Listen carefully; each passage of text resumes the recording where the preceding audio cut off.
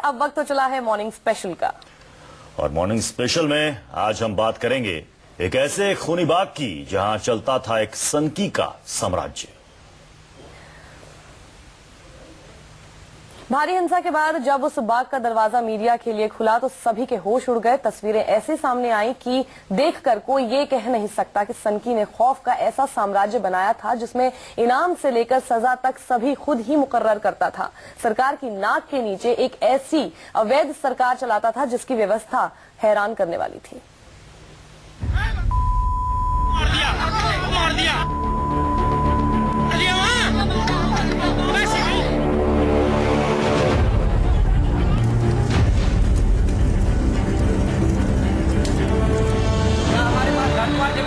चल के चलो जरा होल्डिंग करके आओ। तू पत्रकार क्या करता है और देश की जनता को आज तक नहीं तूने बताया।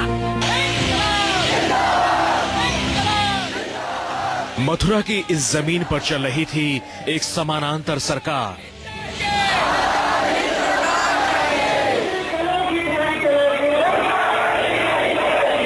इस जमीन की दहलीज पर आकर लोकतंत्र भी दम तोड़ देता था। हिंद सरकार और फिर शुरू होता था खौफ का ऐसा साम्राज्य जहां राम वृक्ष की इजाजत के बगैर परिंदा भी पर नहीं मार सकता था। क्यों चिल्ला रहे हैं? कोई बाभन बन गया तो कोई ठाकुर बन गया तो कोई बैकवर्ड बन गया तो कोई फॉरवर्ड बन गया। अरे ला क्या है चीज?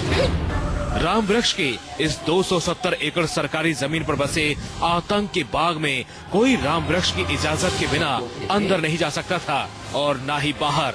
लेकिन सनकी का दम घोटू साम्राज्य अब खाक में तब्दील हो गया है।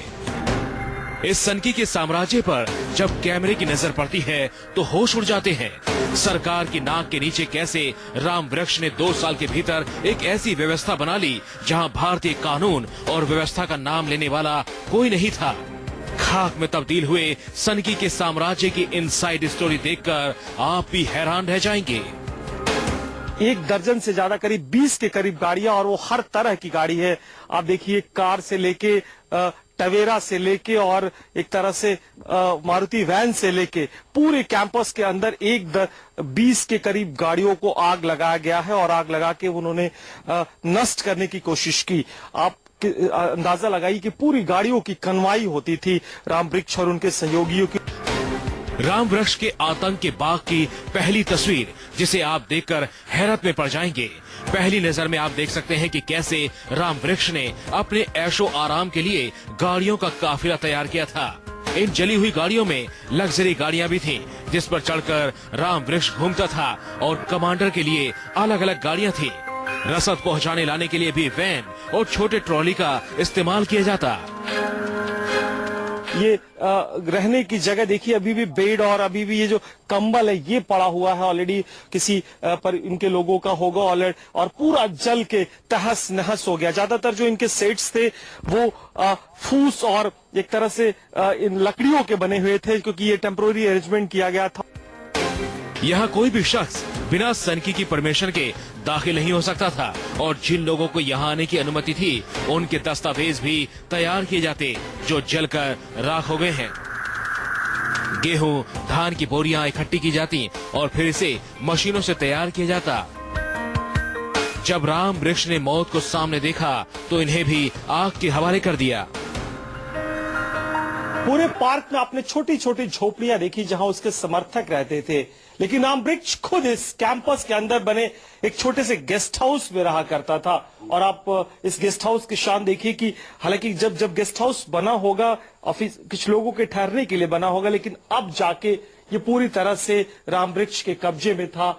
एसी से लेके पूरा अटैच टॉयलेट्स बाथरूम से लेके और एक तरह से पूरी घर में जो भी साजो सामान रहता है आप उसकी एक एक झलक देख सकते हैं। इस खूनी बाग में सभी लोगों के लिए एक साथ खाना बनाया जाता था। बड़े बड़े चूल्हे और भट्टियों पर खाना पकाया जाता था। आम लोगों के लिए आम व्यवस्था हुआ करती थी, लेकिन खास लोगों के लिए खास व्यवस्था। ये किचन है। अमूमन आपने ऐसे किचन बड़े बड़े जो आउटस्टेशन पंडाल या पुराने टाइम में यज्ञों में हुआ करता था। देखिए किस तरीके से चावल, या देखिए ये किचन का इलाका है और किस तरीके से खाना भट्टियों में बनाया जाता था। चूंकि लोग बहुत ज्यादा होते थे तो क्वांटिटी भी बहुत ज्यादा बनाई जाती होगी। राम वृक्ष के ऐशो आराम का भी इस खूनी बाग में खास ख्याल रखा गया। सत्याग्रह का दम भरने वाले सनकी ने खुद के लिए गेस्ट हाउस में ठिकाना बनाया था, जहां सभी सहूलियतें थी। संविधान और कानून को कोसने वाले सनकी ने अपने और परिवार के लिए हर वो सुविधा मुहैया कर रखी थी जो किसी रईसों के घर में होती है, और इस पाखंडी के बच्चे सिविल सर्विसेज परीक्षा की तैयारी भी करते थे। लाल कृष्ण के साथ कुंदन सिंह, मथुरा, न्यूज़ 24। राम वृक्ष ने अपने खूनी बाग में एक ऐसी पाठशाला खोल रखी थी जहां सिर्फ बालिग ही नहीं बल्कि मासूम बच्चों के जहन को भी खराब किया जाता था।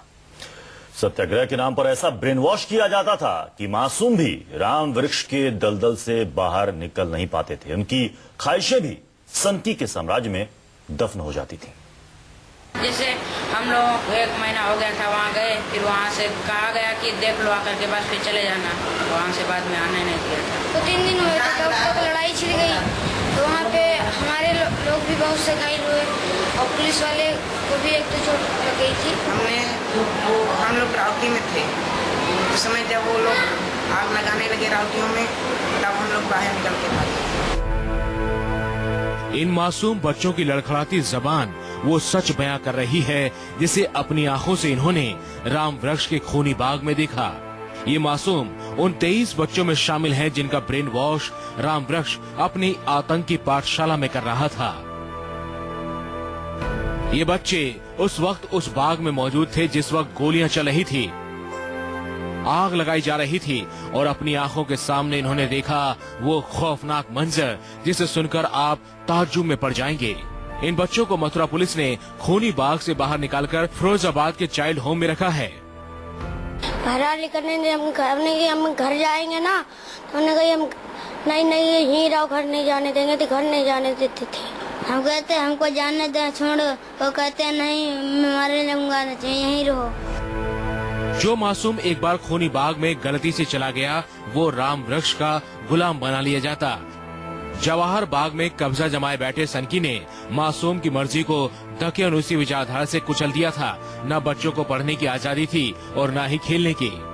बंदूकधारी गुंडों के बीच चलने वाले सनकी की मंशा साफ थी कि एक ऐसे प्राइवेट आर्मी बनाने की जिसमें औरतें और बच्चे ढाल बनकर खड़े रहें ताकि उसका साम्राज्य चलता रहे। समानांतर सरकार चलाने वाला सनकी मारा गया। आतंक की इस फैक्ट्री के आका की लाश को कोई लेने को तैयार नहीं है। पुश्तैनी घर गाजीपुर में भी लोगों ने लाश लेने से मना कर दिया है। यशो मर्दर रात में ही गांव में गए थे।